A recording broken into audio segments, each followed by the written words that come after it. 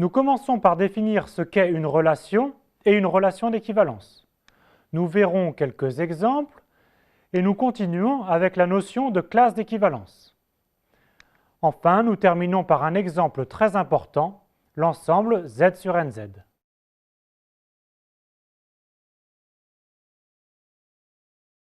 Définir une relation sur un ensemble E, c'est associer à un couple XY d'éléments de E la valeur vraie s'ils sont en relation ou la valeur faux s'ils n'ont. On notera X, R, Y si X et Y sont en relation. Nous schématisons les éléments de E par des points. Et si l'élément X est en relation avec l'élément Y, alors on dessine une flèche de X vers Y. S'il n'y a pas de flèche de X vers Y, alors X n'est pas en relation avec Y.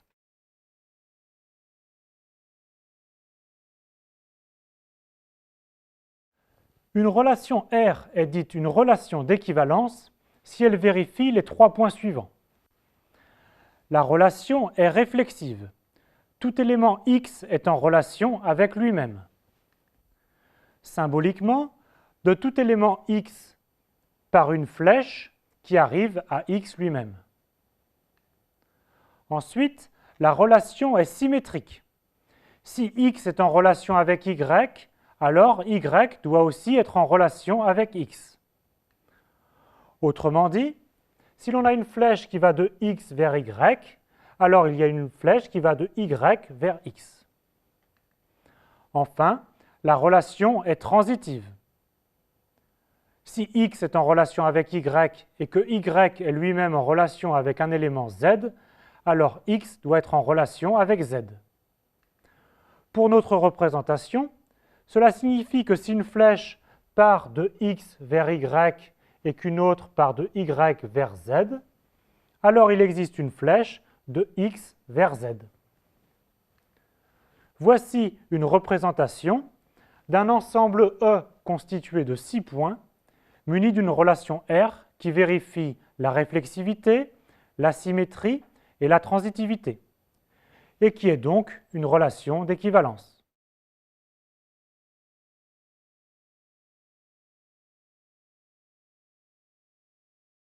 Premier exemple, être parallèle est une relation d'équivalence sur l'ensemble des droites. En effet, la relation être parallèle est réflexive. Une droite est parallèle à elle-même. La relation être parallèle est symétrique. Si une droite D est parallèle à une droite D', alors D' est parallèle à D. Enfin, la relation être parallèle est transitive. Si D est parallèle à D' et D' est parallèle à D seconde, alors D est parallèle à D seconde. Deuxième exemple, être du même âge. C'est aussi une relation d'équivalence sur l'ensemble des personnes. Vérifiez les trois propriétés. Par contre, la relation être perpendiculaire n'est pas une relation d'équivalence. Ni la réflexivité ni la transitivité ne sont vérifiées. Enfin, la relation inférieure ou égale sur E égale R n'est pas non plus une relation d'équivalence. La symétrie n'est pas vérifiée.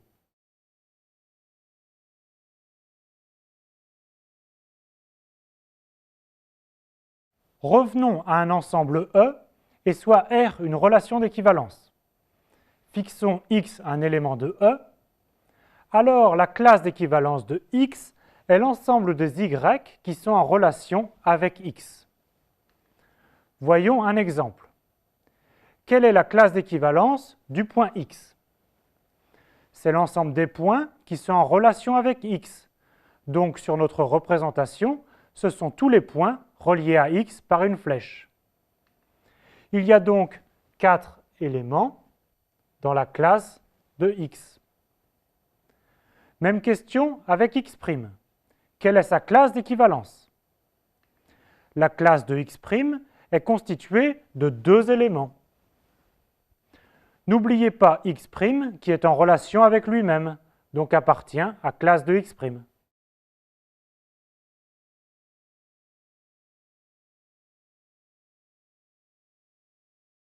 Reprenons.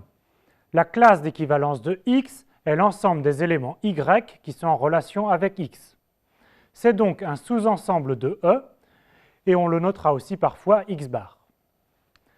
Un élément y de la classe d'équivalence de x s'appelle un représentant de classe de x. Voici quelques propriétés. Tout d'abord, si x et y sont en relation, alors ils ont la même classe d'équivalence. Réciproquement, si deux classes d'équivalence sont des ensembles égaux, alors x et y sont en relation. On vient de voir que si deux éléments sont en relation, les classes sont égales. Et si deux éléments ne sont pas en relation, les classes sont différentes. Mais on a davantage.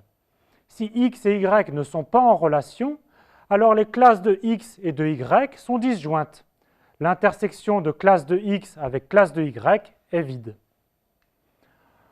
Enfin, si l'on prend un représentant de chacune des classes, alors lorsque l'on considère l'ensemble des classes de ces représentants, cela forme une partition de E. Rappelons qu'une partition d'un ensemble E est juste un découpage de l'ensemble E en sous-ensembles EI, de telle sorte que E soit l'union de tous les EI et que deux sous-ensembles quelconques EI et EJ ne s'intersectent pas.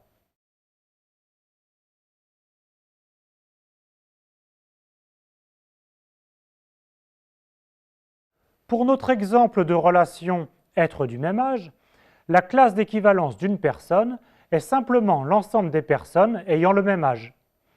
Il y a donc une classe d'équivalence formée des personnes de 18 ans, une autre formée des personnes de 19 ans, etc.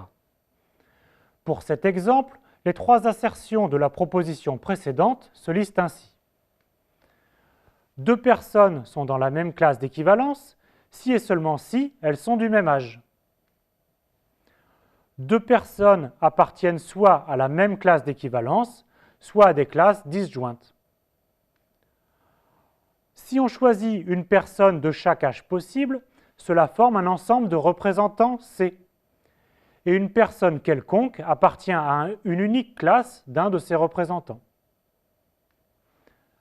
Enfin, pour la relation être parallèle, la classe d'équivalence d'une droite D est l'ensemble des droites parallèles à D. Une classe d'équivalence correspond à une unique direction.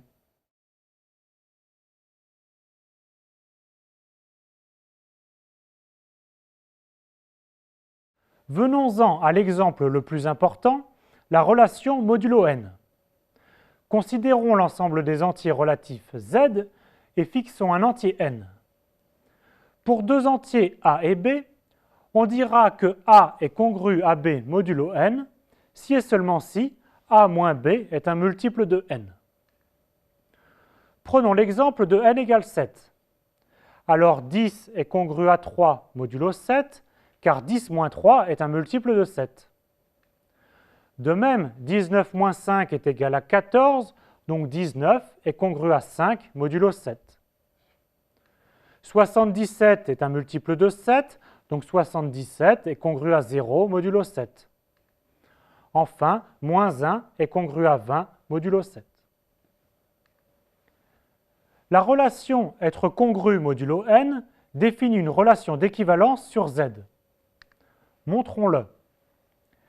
A est congru à lui-même, car A moins A est égal à 0. C'est donc 0 fois n. Si A est congru à B, alors A moins B est un multiple de n.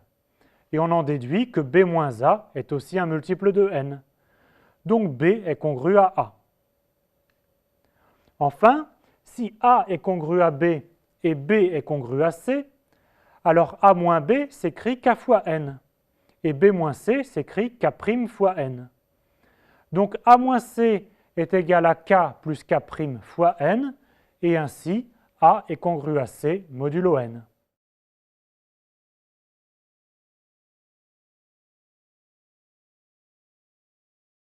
La classe d'équivalence de A pour la relation être congru modulo n est donc l'ensemble des entiers B tel que B est congru à A modulo n.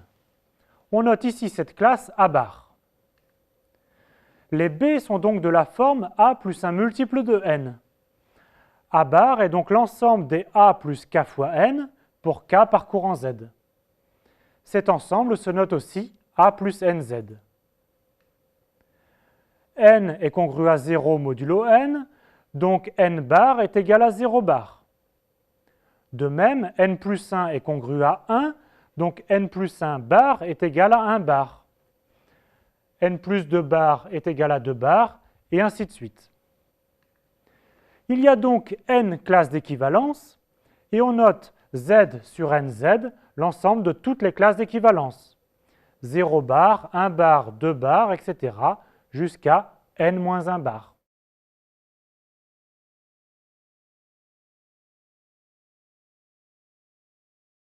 Reprenons l'exemple de n égale 7.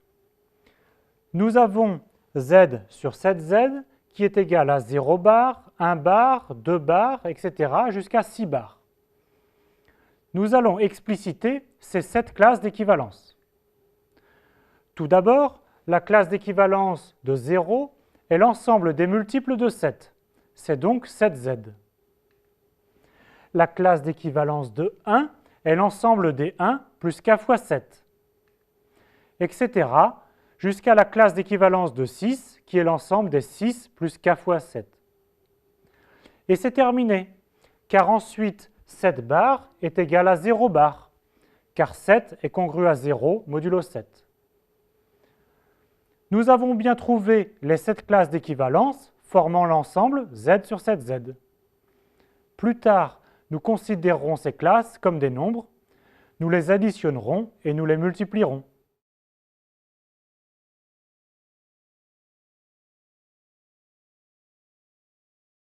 Entraînez-vous avec ces différents exercices.